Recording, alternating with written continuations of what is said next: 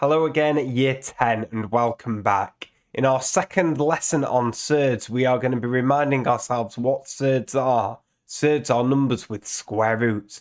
We're going to be looking at how we can multiply and divide with surds and making some generalizations. The ultimate goal is to be able to do calculations with surds, perhaps even surds in brackets, but that's starting to get a little bit ahead of ourselves. So multiplication and division for today. But before we get started, let's have a quick little wake up of our brains by trying to remember some of the work that we did in that first lesson on surds.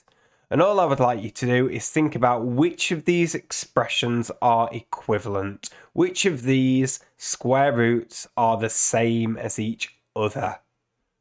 So, can you match these up? I would pause the video here because I'm about to go through the answer.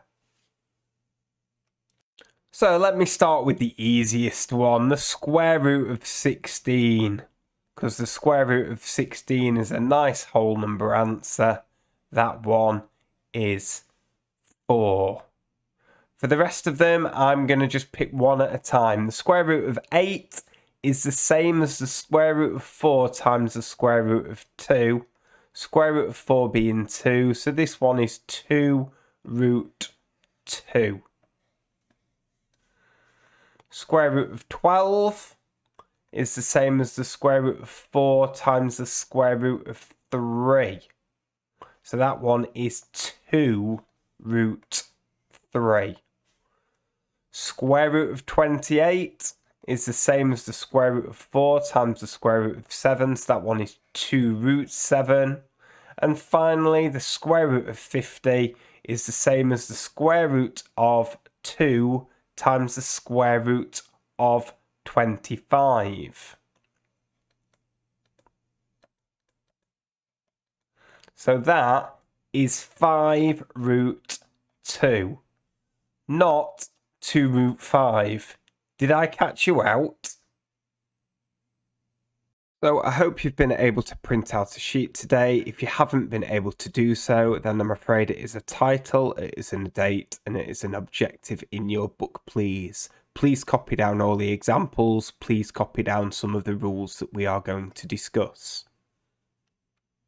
So you may recall from our last lesson when we were doing some work on simplifying a surd, that multiplication and division for the numbers under the square root seemed to work. Addition and subtraction didn't. And all we're going to do today is expand on that idea by doing some multiplications and some divisions with surds and seeing if we can simplify those expressions. For the square root of 3 times the square root of 7, I can just multiply the 3 and the 7, and it is the square root of 21. Similarly, if I do the square root of 3 squared, that means the square root of 3 times the square root of 3, which would be the square root of 9. However, the square root of 9 is a nice answer. That is just 3. And this is something to spot. If you have just a single square root and you then square the answer, you get to the number under the square root. And that kind of makes sense because the square and the square root are inverses of each other, so that number remains the same. Now sometimes you have to be a little bit careful when you do one of these, because the square root of 10 times the square root of 2, yes, we multiply the numbers, is the square root of 20.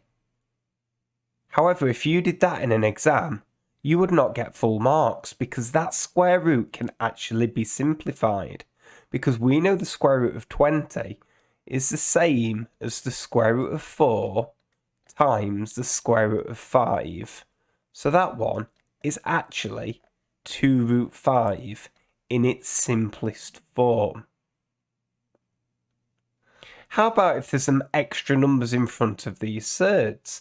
Well, at the end of the day, this just means 3 times root 3 times 5 times root 2. So I can multiply my whole numbers together 3 times 5 is 15, and I can multiply my surds together. Root 3 times root 2 is root 6. Root 6 doesn't simplify, so that is in its simplest form. Let's see if we can look at what we've done here and form some generalizations and some rules that perhaps a few of you would prefer to use. So what we've found so far is if we multiply the square root of a by the square root of b, that is the same as the square root of a times b. Now sometimes this might then need simplifying, but that is true. We can just multiply our numbers under the square root. What we also saw in that slightly more complicated one is if there are whole numbers in front of our surds, we can multiply those together, and we can still multiply the numbers under the square root. Now, if you prefer to write this with multiplication signs, because that makes more sense to you, that's perfectly fine. Now, what's interesting is the same is true for division. If I want to do the square root of a divided by the square root of b, I can just do a divided by b and stick it under a square root. And similarly, with numbers out the front, I can divide the whole numbers and I can do the square root of a divided by b. So those are some generalizations for any values for any square roots where a, b, c and d are just numbers. Let's look at some final examples. So the square root of 30 divided by the square root of 5, I can just do 30 divided by 5, which is 6, and write it as a square root.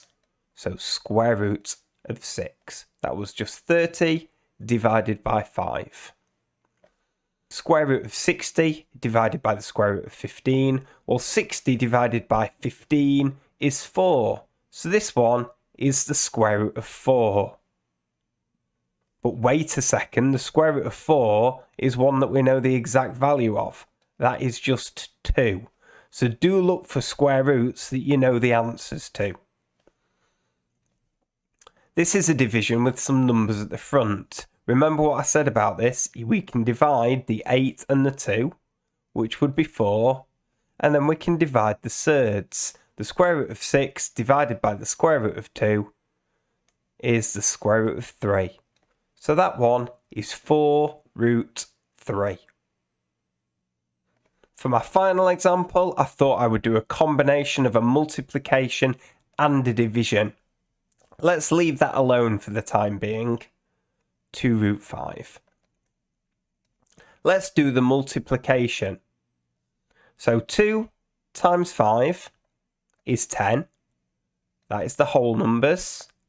And the square root of 10 times the square root of 2 would be the square root of 20. Now, one or two of you would be right that the square root of 20 simplifies, but I'm not going to do any simplifying until the very end of my calculation.